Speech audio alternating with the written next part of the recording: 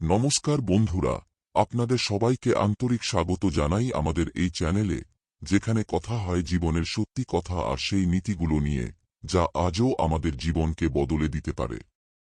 আজকের বিষয়টা একটু আলাদা, একটু কড়া, কিন্তু ভীষণ জরুরি। কারণ আজ আমরা আলোচনা করব সেই 7টি বিষয় নিয়ে, যা নিতে বা চাইতে যদি আপনি লজ্জা পান, তাহলে বুঝে নিন আপনি নিজেই নিজের জীবনে কুড়াল মারছেন। আপনারা নিশ্চয়ই শুনেছেন, লজ্জা করো, এটা চাইতে ভালো লাগে না, নিজে থেকে পাওয়া গেলে তবেই ঠিক আছে।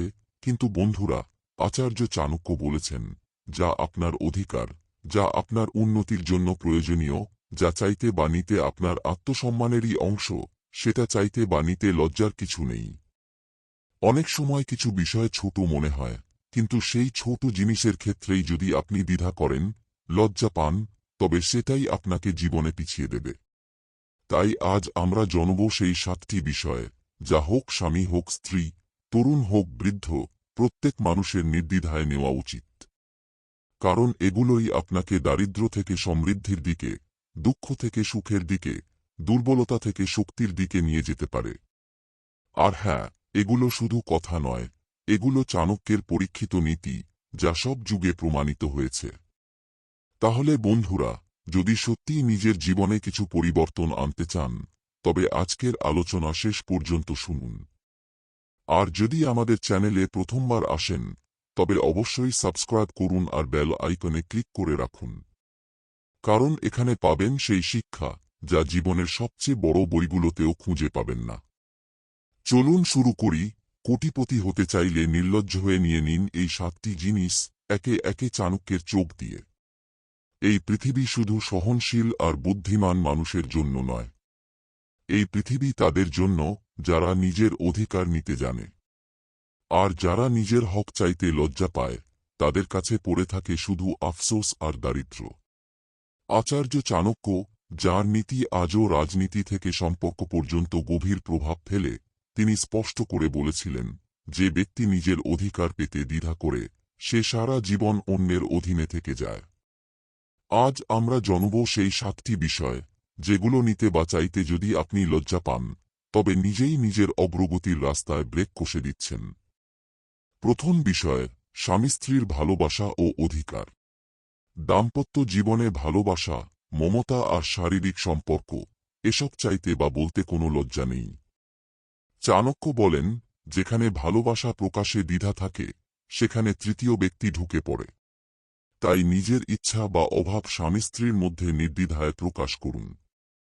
দ্বিতীয় বিষয়, ক্ষুধার সময় খাবার চাওয়া। ক্ষুধা পেলে খাবার চাইতে দ্বিধা করবেন না।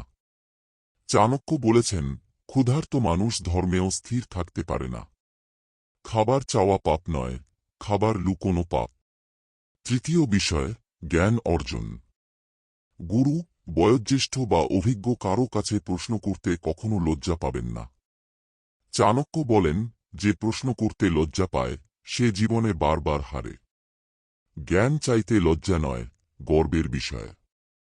চতুর্থ বিষয়, ধার দেওয়া টাকা ফেরত চাওয়া। কাউকে ধার দিলে ফেরত চাওয়া আপনার অধিকার। এতে লজ্জার কিছু নেই। টাকা ফেরত চাইলে সম্পর্ক খারাপ হবে, এই ভয়ে চুপ থাকলে নিজেরই ক্ষতি হবে। পঞ্চম বিষয়, অন্যায়ের বিরুদ্ধে ন্যায় চাওয়া। অন্যায় সহ্য করে চুপ থাকা সবচেয়ে বড় বোকামি।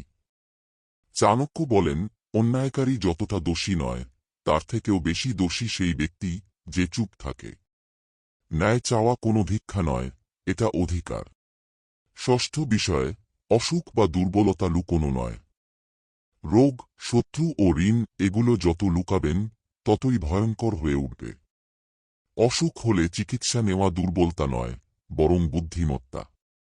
সপ্তম বিষয়, নিজের অধিকার চাওয়া। সমাজে সম্মান, ঘরে মর্যাদা, কর্মস্থলে উন্নতি, এসবের জন্য নিজের অধিকার স্পষ্টভাবে চাইতে হবে।